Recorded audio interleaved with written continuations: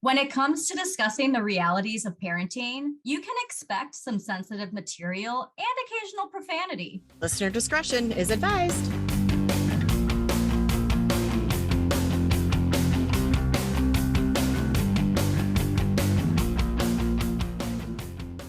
Welcome to Anonymous Mom, a podcast where two childhood friends reconnect to discuss mom life, adulting, and everything in between. And this week, we're going to talk about something that nobody wants to talk about.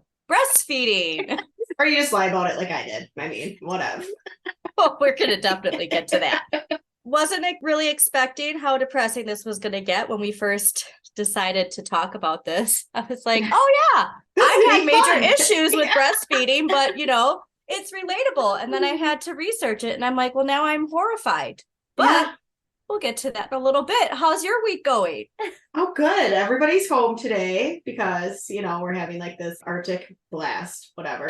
So, on this winter weather, when they talk about snow, they're always like, the Midwest is getting pounded with snow. It's like, why do they use that kind of terminology? I hate it. That sounds like sex talk. You're getting pounded. I know. That's what I mean. Every time they say that, I'm like, why are you sexualizing snow?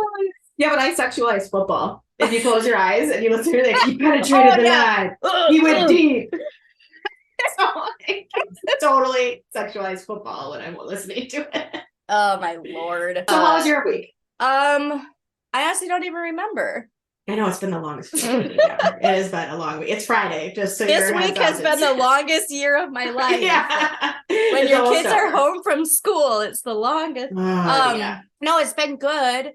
Last night, spit in my hair. She was doing one of those drool things and I didn't notice. There was something on TV. A drool thing? What is a drool thing? Like, like where you like try to get as much drool going down. Yeah, that's like a and then all of a sudden, then... yeah, why was it? I don't know what we were watching. I was kind of distracted because I was actually writing notes at the time. And all of a sudden I felt the top of my head. I'm like, are you spitting in my hair right now? Was she like, yeah? Yeah, she was. She was like, yeah. I'm like, don't do that. Gross. I love you, but I don't want your drool in my hair. And just a reminder that children need to be taught how to function in society. Yes. Yep. It is not natural. She's also now just smelling her fingers. When I read that, it reminds me of that Saturday Night Live skit where she put her arms in her armpits. Oh, if she get nervous that she'd smell them. Oh my God, what was that? Superstar. Yeah, Superstar. I feel terrible. I can't think of her name right now. I don't know what that was. That's what when I read that, I'm like, yep, that reminds me of Superstar. Oh my gosh, not Sherry O'Terry. Oh, this is showing Shannon. age. It was Shannon. Yes. Shannon. Molly Shannon. Yep. We got there. Yep. So breastfeeding. You apparently lied about breastfeeding. Go on. Well, okay. So I could not breastfeed because she was taken in the NICU right away. So they bottle fed her right away, which totally fine what she needed to eat. So then when it was time for her to try to latch on to my boob, it just was not working. Whatever, I was sore. None of it worked. And to be honest, I was not prepared to be a mother, apparently. I thought I was. And then, you bring the baby home and you're like, nope, can't do it. And so that was just because there's that myth that it's natural. Yes. No, and it's not natural. And I remember whatever. And the nurses were really helpful. And then I got home and they're like, if you just feel more comfortable pumping, just pump. So I pumped for a little while and then that got exhausting because it's like you pump, you feed, and then every 2 hours. Yep. And then you have to wash everything. So it is like a process and it was just exhausting to me. So then I started using formula and she was a puker too. I just remember people asking like, oh, are you breastfeeding? And I think I said no one time. I'm like, oh, I'm trying, and I got reprimanded by a lady. So then I just started lying. So when people would be like, oh, how's breastfeeding going? I'd be like, it's awesome. It's so great. I just fucking lied. Because I was like, love it. This is ridiculous. I don't need your opinion on what it is. Because guess what? It didn't work for me. And so I just lied. But that's whatever. The myth I'm tired of is this idea if you're using formula that you're choosing. Right. Or that you're lazy or that you don't care or it's just this. Yeah. Some people, it just I did not produce enough milk. It's kind of the same. So it was that unexpected C-section. Right. And they said too with C-sections, the milk doesn't produce as quickly. Okay. Which I didn't know. And so they tried, latching her and nothing was coming out. So then they had hurts. Dude, just sucking. Well, she didn't even suck, so we'll get to that. But they had baby milk on stock in the hospital, so they gave that to her, like these little glass jars from from all over the country, which amazing. Shout out to all the women who can just produce like that and do I mass produce. I didn't that's the thing. Like I had so much breast milk that I could freeze it. So she had breast milk for quite a while, really? but because I overproduced. It was disgusting. It was just like morning my mom breastfeeding did, so I just assumed I would. Yeah, no, breastfeeding did not come natural to me. I thought it was weird that my baby wanted to suck on my nipple. Judge me all you want. I felt like a cow. I legit felt like a fucking cow. It's because you are. Yeah, and it was weird. Did you see that reel that I sent you with the little boy where the mom is breastfeeding or pumping and he's just pointing, going, cow, cow? Oh, no, I cow. That's what I felt like. It's because that's what it is. I mean, we're animals. Yeah, it felt very. It doesn't feel natural to everybody. To me. It didn't feel natural to me either. This idea that it's just going to click and everything. Right, like you're just going to have this natural. When she was born, we actually had to feed her out of, those little syringe-like. Yes. Like you're feeding like a bird. Yeah, like a baby bird. She was like a little baby bird and had to feed her like that for, the first couple weeks. Honestly, I don't remember. That, again, probably blocked out. You block it out. Traumatic experience. I don't want to ever think about this ever again. But she wouldn't latch, right? And it hurt. So I have a high pain tolerance. It hurt so bad that I couldn't even let her latch onto my boob. So we went to a lactation specialist for a few weeks. Had to sit in a room, get my boobs out. And the woman would sit there and watch and then fondle my boobs and try and she put her finger in there. And so she said, yeah, she's not really latching and she's kind of chewy. And so she wasn't sucking on my boob. She was just chewy. Those gums were just And the woman said, it's not for everybody. Not everybody can do this. And so going back to this idea of what it means to be a mom and all these things, like these sort of rites of passage to be considered a good mom, that was one that was really hard for me. Oh yeah, I mean, everybody else I knew, it came naturally. Well, and I also think too, there's this weird judgment, this weird magical thing that everybody talked about, and then as soon as you have kids, I felt so weird about the whole, and then I felt like I was fucking up. With my youngest, I could breastfeed. She latched immediately. Everything was great. I liked it at night because I could just roll over, put her on my boob, put her back to bed. That was amazing. However, it just didn't feel natural to me. How people could do it for a year, I have no idea. Yeah, so then I got the pump, and I got the nice pump because it was part of the insurance that we had. I was every 2 hours. Every 2 hours. And then at night, because this, again, the lactation specialist, I think, okay, well, now we'll try the pumping. So every 2 hours. And then at night, I could sleep for 4 hours at a time, had an alarm set.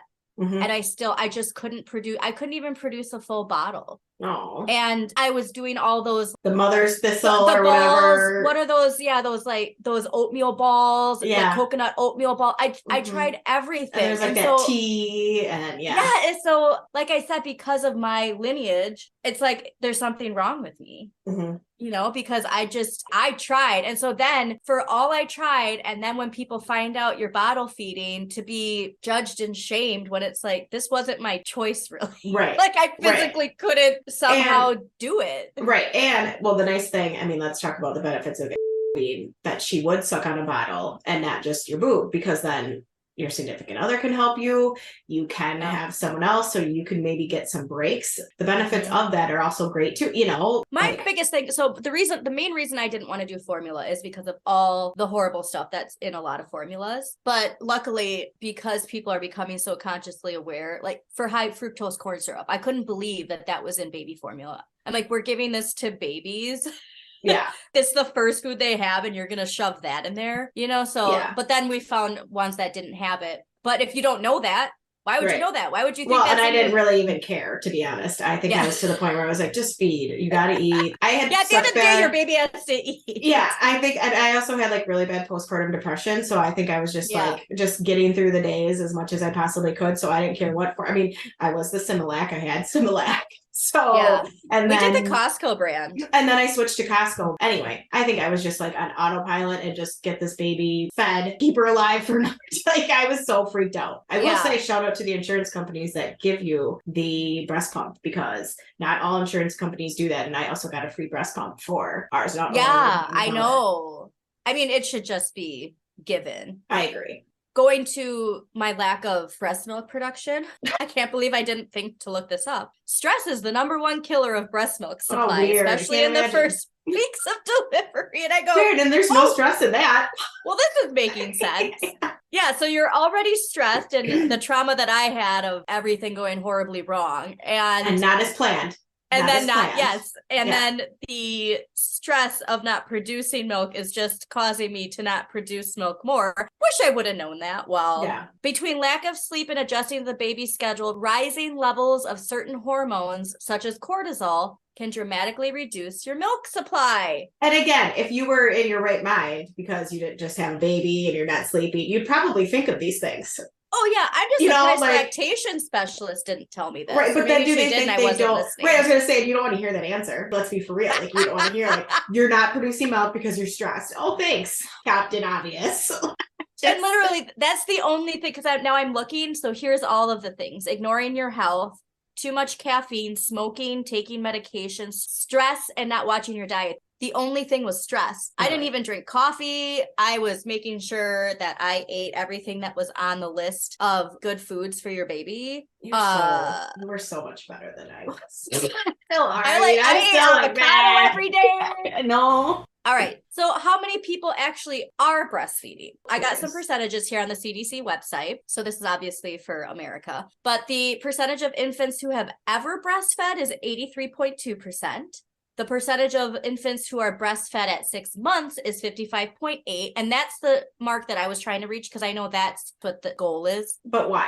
There really actually are reasons why. Because of the antibodies you produce, the stuff that's actually released from your breast through the milk. Right. Percentage of infants who are breastfed exclusively for the first 3 months is 45.3%. And the same for 6 months is 24.9%. So it is a big drop once you get to 6 months, exclusively breast milk. Yeah. And what we're not mentioning is the fact that some women just aren't allotted the time to pump or breastfeed. Mm-hmm. Along with that, there are some health concerns, which are kind of scary. Actually, let's jump to, the World Health Organization, let's jump to globally. It says that nearly 2 out of 3 infants are not exclusively breastfed for the recommended 6 months. And that has not improved over 2 decades. So the reason it's ideal for infants is because it's safe, clean, contains antibodies, which help protect against many common childhood illnesses. Breast milk provides all the energy and nutrients the infant needs, and it continues to provide up to half or more of the child's nutrients during the second half of the first year, and up to 1/3 during the second year of life. So they say, this is where I have issues with this. So it says breastfed children perform better on intelligence tests, are less likely to be overweight or obese, and less prone to diabetes later in life. Women who breastfeed also have a reduced risk of breast cancer and ovarian cancer. Now, the reason that this bothers me is there's also the factor of people who don't have the means of other people. Right.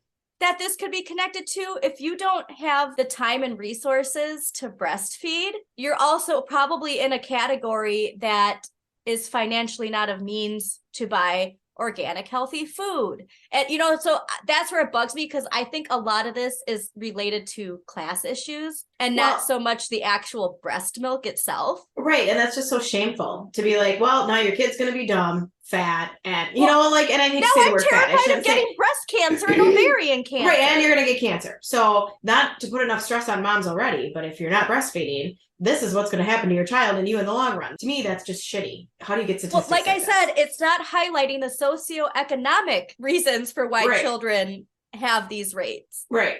That's even more important to highlight. Right. I mean, where is this put out by? Who put that out? That was the World Health Organization. What? I'm going to email them. No, I'm just kidding. They're very concerned about your email, I'm sure, with COVID on the rise again. I'm going to talk to them. So now I wanted to know, okay, well, what is it that can cause breast cancer and ovarian cancer. So this is where it bothers me, is that there's no definitive answer for why women who don't breastfeed have a higher risk. So then I was wondering, okay, what about stress? Because like I said, the socioeconomical issue of women who use formula versus women who breastfeed. Okay, so that's another thing. Going back to the shaming, I'm going to connect it. So stress causes a lack of breast milk production. Women who are stressed because they cannot feed their children or buy diapers are stressed. So they don't produce milk, and then they have to rely on formula, and then they're shamed because they're not breastfeeding. Right. I really wish that there would be a more focus on the socioeconomical causes for this instead of just the shaming. Right. So one website, the MD Anderson Breast Care Memorial, they say most women who breastfeed experience hormonal changes during lactation that delay their menstrual periods. This reduces a woman's lifetime exposure to hormones like estrogen, which can promote breast cancer growth. In addition, during pregnancy and breastfeeding, you shed breast tissue, and that shedding can help remove cells with potential DNA damage. And so that's their reasoning for why it can lessen your likelihood of that. Yeah. This can all be true, but there's no actual sites that say this is the definitive reason. Okay. So I will say, so when I got melanoma skin cancer, it was detected after I had my oldest. Okay. They said that because when you're pregnant, you're releasing so many hormones, because we all have cancer cells in our body. It's when they turn to cancer, and all the estrogen and the hormones can turn it into. So you're higher risk of getting cancer after having a baby. Interesting. Yes, that was told to me by a nurse. And then I asked my dermatologist, and she said, yes, that is a thing. Well, good to know. All right. So then I'm going to show this map too quick. Okay. All right, so as you can see, this is a map that shows percentage of infants breastfed at 6 months. The darker the blue, the more children are breastfed. And the highest are Hawaii and Vermont. Really? Minnesota, Wisconsin, and South Dakota are also super high in the Midwest. The surrounding Midwest states are lower. The lowest are Missouri. No, not Missouri. Here's where I forget what the initials are. Mississippi and Alabama and West Virginia. Those are the states with the least amount of children breastfed at 6 months. But like we said, that it drops significantly anyways at 6 months, because again, we're told 6 months is, if you can get to 6 months, your kid's at least getting those antibodies, they're less likely to get sick, they're getting the nutrients. So that's kind of the mark to get to. But like I said, so then, they bring up breastfeeding disparities, right? And they say breastfeeding disparities exist. Oh, good. What they're not highlighting is what we just discussed with the stress. So while they're saying these disparities exist, they're not showing that stress is a big factor in the issues with lactation. Because they say down here, why do mothers stop breastfeeding? Biggest one being issues with lactation. Concerns about infant nutrition and weight, mothers' concern about taking medications while breastfeeding, unsupportive work policies and lack of parental leave, cultural norms and lack of family support, and unsupportive hospital practices and policies. But the biggest one, issues with lactation with a direct link to stress. Oh, really? They list that as number one, issues with lactation and latching. But like I said, they're not putting in this document on the CDC that stress is the biggest reason for lack of lactation. Which is odd. Like, which is kind of important. Right. Which seems to be one of the biggest things. Kind of like the biggest reason to be highlighting, and we're not even discussing it. Right. And let's be for real. Who's not stressed after having a baby? Yes. And again, who's the most stressed? People that are in a socioeconomic category that financial stress is like the most stress that you can have. Right. Not knowing where your next meal is going to come from or how you're going to feed your child. So you're already stressed. And then you have the stress of not producing milk. And like I said, with me and my situation, that brought on more stress. And so I was just causing less milk to be produced because I was so stressed about it. Right. And I didn't know. So this is really frustrating. Yeah. Well, and the whole entire breastfeeding thing, like I hear moms talk about it, and I always want to be like, it's okay if you don't, but then at the same time, I don't want to give that off as being like, don't bother. Right. Yeah. Or else too, like, I believe every woman should try, because like you said, going back to us being cows, you are meant to get the milk from the mother. Right. our babies are meant to get it from us. However, it doesn't mean that when that doesn't work, that that's not okay either. Right. There's supplements there for a reason. Right. And I also think too, like the unsolicited advice that mothers give to other moms is so frustrating to me, because I always just want to be like, you do what works for you, and what is working for you, just continue to do it. Because I feel like there's so much judgment from other moms instead of just being sympathetic. Shame. Yes. And just have some empathy for this poor mom that is probably not sleeping. I got a lot of unsolicited advice. And then this is the other thing. So breastfeeding does get rid of baby weight quicker. And so then I had people telling me, oh, well, once you're breastfeeding, all that baby weight's going to go away. Then I can't breastfeed, and stress causes weight gain. So it's like, it's just, people don't see that side of it, and they really need to, because then women just get in this constant cycle of stress, and other people don't realize they're causing it. Right. Most of it, I feel like, comes from such a good place where they think they're helping.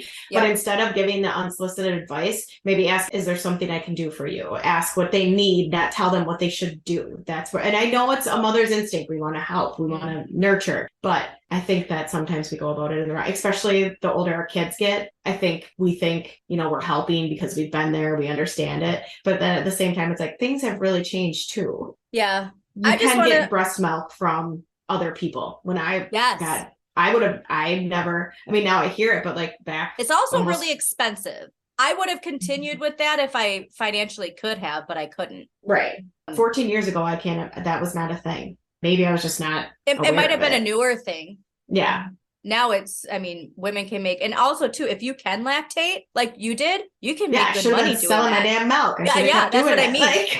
As long as you can produce and sell it, do it. Damn it. I want to shout from the rooftops now that stress causes lack of lactation, because I did not link that together. And like I said, went to a lactation specialist, and I tried my hardest. I'm not kidding when I say I did it every 2 hours, only slept for 4 hours.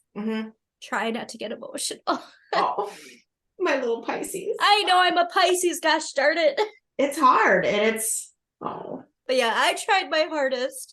And your little girl is... Oh, I know. perfect. She's amazing. Yeah. It's just this information for new mothers. They need to know if you're under a lot of stress. This is a possibility. This is a possibility. And don't be hard on yourself. And also telling a mother not to stress is not the answer. No.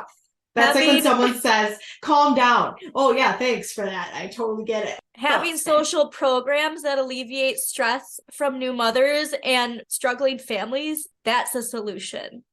But yeah, that's all the time that we have. Please reach out to us and share your experiences with this journey of breastfeeding, good, bad, tips. Did you lie like me because it made things easier? I don't know what the percentage of that is, but I'm curious to find out. Tell everybody. I'm like, just lie. Don't tell the truth. It's fine. No one needs to know. Yeah. And again, instead of us just pointing out the problems of these disparities, let's shift to find these solutions to alleviate that stress, because it's like a, oh my God moment for me right now. So and shout out to all the moms that have donated milk that were able to do that. Like, shout out, because that's a lot. So for me in the hospital, that was huge. I am forever grateful for that. And if I could write a handwritten note to the person who gave it to me, I would have, honestly. It's life-changing. And again, alleviating that stress a little bit. But if formula feeding is going to alleviate stress for you also, do that. Do anything that's going to help you be less stress in your life and get through the first few months of no sleep.